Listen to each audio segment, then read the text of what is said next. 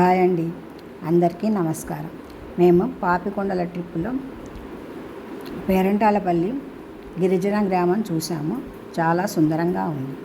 పాపికొండలు వచ్చిన ప్రతి బోటు ఇక్కడ ఆగుతుంది. ఈ పేరంటాలపల్లిలో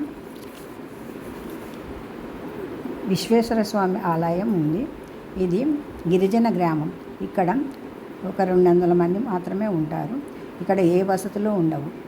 ఇక్కడ గిరిజనులు ఇక్కడ పండే పొగాకు, పోక చెక్క, పత్తి పంటపై ఆధారపడి ఉంటారు. వీరికి ఎలాంటి సౌకర్యం ఉండదు.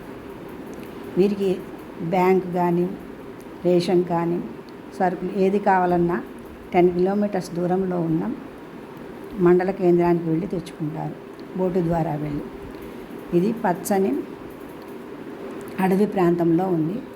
చూడటానికి దీని సౌందర్యం 2 కళ్ళు సరిపోవు. ఇక్కడ ప్రజలు ఇక్కడ దొరికే వెదురు బొంగులతో తయారు చేసిన కళాకృతులను అమ్ముతుంటారు. ఫ్లవర్ వాజులు, బుట్టలు, పెన్ స్టాండ్స్, ఇలా వివిధ రకాల వస్తువులను చేసుకొని అమ్ముతుంటారు. ఇక్కడికి వచ్చిన ప్రజలు అక్కడ గుడి ముందల జలపాతం ఉంటుంది. దాంట్లో కాళ్ళు కడుక్కొని దేవుని దర్శనం చేస్తూ ఉంటారు. ఇక్కడ గుడిలో ₹1 కూడా వేయకూడదు. దక్షిణ అసలు వేసేదే లేదు. గంటను మాత్రం ఒక్కసారే కొట్టాలి. గుడిలో మాట్లాడరాదు. ఇక్కడ పూజ ప్రత్యేకంగా ఎవరు చేయరు. మనమే చేసుకోవాలంటే అభిషేకం చేసుకొనవచ్చు. ఈ గుడి చాలా ప్రశాంతంగా సుందరమైన ప్రదేశంలో